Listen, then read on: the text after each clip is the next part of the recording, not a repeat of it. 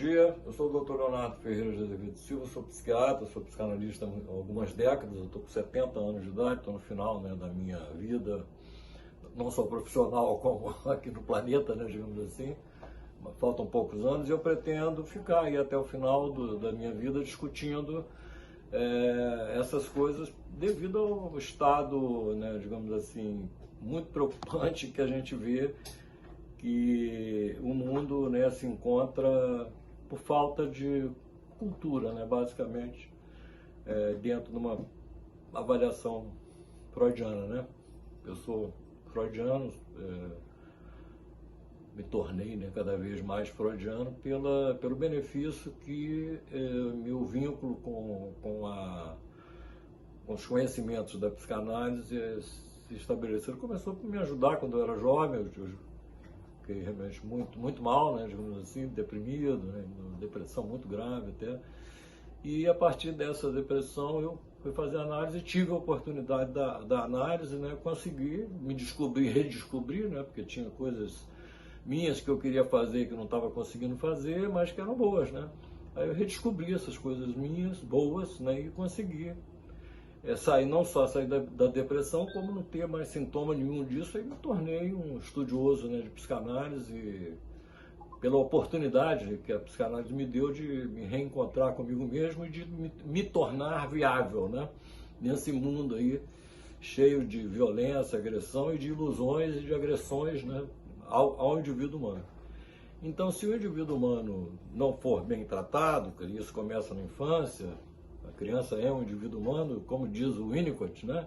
O bebê humano, ele tem ideias, ele produz ideias próprias, né?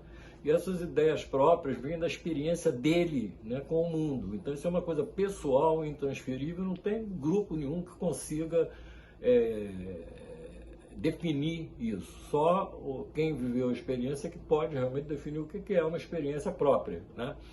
E esse espaço da experiência própria ele tem que ser preservado e as observações relativas à experiência própria não podem ser, digamos assim, relativizadas ou diluídas em interesses de grupos ignorantes, né, em relação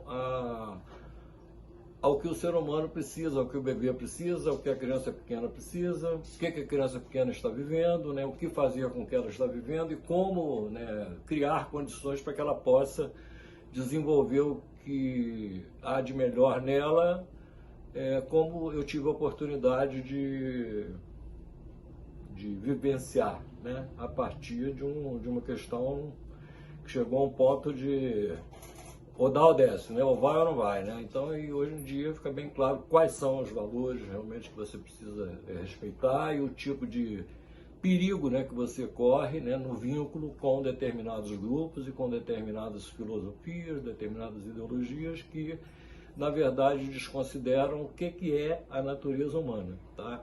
E é exatamente esse o ponto da contribuição freudiana que nós vamos tentar na prática mostrar aqui como que pode ajudar numa campanha como essa que a gente está vendo do Setembro Amarelo, dia 10 de setembro, Dia Internacional do Suicídio, e tem dia para tudo, né? Tem dia do médico, tem dia do psiquiatra, tem dia do comerciário, tem dia de todo mundo e o Dia Internacional do Suicídio também. Eu acho que o Dia Internacional do Suicídio é todo dia, né? E esses dias, digamos assim, devem ser trabalhados, combatidos na prática com algo eficiente que realmente possa ajudar a pessoa a melhorar, né, digamos, a sua situação. Então, não adianta só na hora que a pessoa chegou ao ponto lá de querer romper, né, digamos assim, com essa... a gente fica fala ou não fala. Então eu tenho muita experiência com isso, porque eu tenho meu próprio caso, né? Então eu conheço muito bem isso aí. E o que é e o que não é. Então, para emergir lá das profundezas da alma humana, né, onde está o vai viver ou não vai viver, vai morrer ou não vai morrer, né? Para emergir dessa situação, você tem que ter, digamos assim, uma clareza muito grande da sua própria importância para você. Ninguém é mais importante para você do que você. as outras pessoas podem aderir, né, a essa importância, ajudar, estar junto e tudo, mas você não é obrigado a se sentir necessitado de estar acompanhado por pessoas que nem fizeram o dever de casa delas, né, digamos assim, pessoas perversas, por exemplo. Um psicótico, por exemplo, é uma pessoa com companhia bem melhor, né, do que um perverso, né? O perverso quer lesar, quer destruir tudo, né? Mesmo que seja inconscientemente só, né? Mas isso tem que ser detectado, porque senão você vai virar, de alguma maneira, vítima de um prejuízo estabelecido por essa forma impossível de estar no mundo, que é ficar, sobreviver lesando os outros, sobreviver, né, parasitando os outros, né? Então, essa situação não pode, digamos assim, ser cultuada como política pública na área de saúde mental, tá? Não é possível realmente que uma coisa dessa consiga resolver o problema. Por erro na premissa, né? O problema não é esse, pô. O problema é muito maior, né? Então, não dá realmente para pegar as verbas da saúde e desviar para partido político, não dá para fazer isso, né? Pelo contrário, é preciso investir para oferecer terapia, né, para as pessoas que estão realmente precisando, que são vítimas, né, digamos assim, desse sistema mal estruturado para atender as pessoas. Agora, isso aí é sempre desde que a humanidade se entende por gente, né, digamos assim. Então, nunca houve uma política, e agora não tem desculpa, porque basta ler Freud, por exemplo, para ver qual é a política que tem que fazer, né? Então, nunca houve assim, uma valorização da psicoterapia de psicóticos, por exemplo, ou da psicoterapia mesmo de pessoas neuróticas, ou mesmo de pessoas perversas também, quem sabe, dá uma chance para elas, né? Tem até experiências aí, o pessoal mais avançado aí, como o Timothy Leary, tudo fez umas experiências interessantes aí, questionando inclusive esse poder da maldade humana e tal. Isso depende, se der um LSD pro camarada, ele muda, né, a cabeça dele. Foi o que o Timothy Leary fez, por exemplo. É o único relato que eu vejo na literatura de alguma coisa que mexeu com isso. Que se deixar, não mexe, é muito rígida, né, a defesa. Mas aquela coisa, mesmo com defesa rígida ou não defesa rígida, não tem jeito, porque aqui ou você morre ou você vive. Não tem outro jeito. Não adianta ficar tergiversando, inventando isso, inventando aquilo. Ou você está vivo realmente, ou você está a caminho da morte realmente. Aliás, a caminho da morte nós estamos o tempo inteiro, mesmo estando vivos ou não, né? Então a questão é de preservar digamos assim, o usufruto da vida enquanto tem a vida, porque, digamos assim, o nosso destino é um dia deixar de viver, né? Tudo aqui não é nosso, né? É emprestado por alguma força de vida. Mas a força de morte também está o tempo inteiro puxando, né, para que a coisa se abrevie. E o suicida, ele acaba ficando, né, por estar impregnado de morte dentro dele, né, e ele acaba ficando vulnerável e até no último ato de desespero da sua individualidade, dele assumir o controle, né, dessa situação e ele próprio acabar com a vida dele, né? Ao invés de deixar o grupo acabar com a vida dele, ele se dispõe a ele individualmente acabar com a vida dele, agredindo o grupo, né? A pior coisa que pode acontecer com uma pessoa é você ser amigo de uma pessoa que se matou, né? Porque também, claro, a pessoa coloca, você pode ser meu amigo, mas eu não pude, né, ser seu amigo porque eu preferi morrer, você não tem poder de me ajudar, tanto que eu preferi morrer.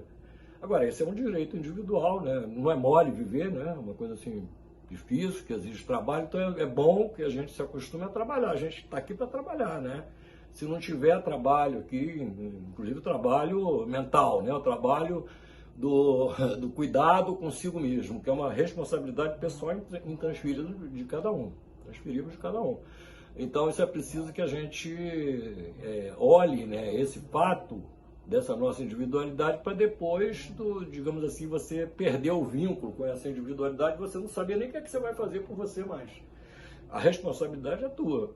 Mesmo que você não saiba disso, mas a responsabilidade é tua. E o complexo de Édipo, né, por exemplo, mostra que... Por que a gente fala do complexo de Édipo toda hora? Porque o complexo de Édipo está na raiz de todos os transtornos mentais. Isso está comprovado pela experiência psicanalítica, né? Isso não é um pensamento de Freud. Basta você ver lá. Por exemplo, todo esquizofrênico tem um superego violentíssimo, né, que esculhamba com o ego dele. O deprimido, o melancólico, que é o maior risco de suicídio maior que tem no melancólico, é uma das características impautáveis, né, no melancólico, né, é de que ele se maltrata o tempo inteiro. A gente chama um superego, cheio de pulsão de morte, né, arrebentando com o ego, né, agredindo o ego, destruindo o ego o tempo inteiro. E ele, para poder escapar dessa prisão com condenação à morte, né, digamos assim, ele tem que ter um vínculo muito forte com a parte construtiva dele, que tramita, né, digamos assim, pela individualidade dele, pela liberdade de observação, de expressão, de criação, né? Quer dizer, então todas essas coisas individuais, né, digamos assim, que são até ditas, né, frescura, burguesia, né, o lazer, essa é frescura e tal, o que resolve é pão, né? Aí, mas tem que ter circo também, pô, entendeu? Mas mesmo pão e circo também não é suficiente. É preciso que você tenha iniciativa, você tenha gestão sobre a sua própria vida individual. Aí você vai ficando melhor. Aí você vai ficando mais satisfeito, porque essa que é a sua natureza. Você tem que ter gestão. Não é justo, né, que você fique ignorando que se você estiver com um câncer metastático, né, digamos assim, você não vai ter disponibilidade para ajudar grupo nenhum. Né? Você vai ter que pegar os últimos fios da tua vida ali e viver aqueles últimos momentos ali, porque você não tem mais condição biológica para poder fazer parceria com grupo nenhum. Né? Então eu não posso ignorar os meus limites individuais na minha inserção em grupos. Tá? E o suicídio, né, individual é um ato individual. Vamos lembrar disso, o suicídio é um ato individual. O indivíduo está dizendo que ele não quer mais, não aguenta mais permanecer naquela situação de vínculo com aqueles grupos ali. Agora, quem tem experiência com isso, no meu caso, inclusive, não só a experiência profissional de décadas, como a experiência própria, né, nisso aí, o que a gente sabe a respeito disso aí é o seguinte: para chegar nesse ponto, né, também está em questão qual é a qualidade da cultura desses grupos para lidar com o suicídio em potencial, que somos todos nós. Então, basta você, digamos assim, impedir que a pessoa se manifeste até um certo ponto, né, inconscientemente, que a gente está falando, tá? Então, se você armar alguma arapuca, né, digamos assim, para a pessoa, de um jeito que ela não possa se expressar inconscientemente a respeito do self dela, do si mesmo dela, das coisas dela, ela vai piorando. É a mesma coisa que você obrigar uma pessoa a acordar todo dia sem sonhar, né? Se a pessoa parar de sonhar, em poucos dias ela começa a ficar desequilibrada emocionalmente. Então o desequilíbrio emocional, ele é função, na maioria das vezes, tá? De sempre até, mesmo que você bote fator genético, é uma falha, né, digamos, na sua aptidão para viver, né, que é de fora da tua mente, é o teu corpo, é o teu gene, né, e tal, que não deu a você condições boas para viver. Então, essas condições precárias para suportar as tarefas da vida, né, são parênteses. Pô, então, se são tarefas na vida, a gente precisa saber quais são as tarefas da vida. Não sair por aí falando, criando sistemas pseudo-resolutivos de tudo que não funcionam. Né? Tá aí, morre milhões de pessoas e a coisa não funciona, não resolve. Né? Mas a psicanálise resolve. Tá? A psicanálise resolve, ela tem todas as condições de ajudar.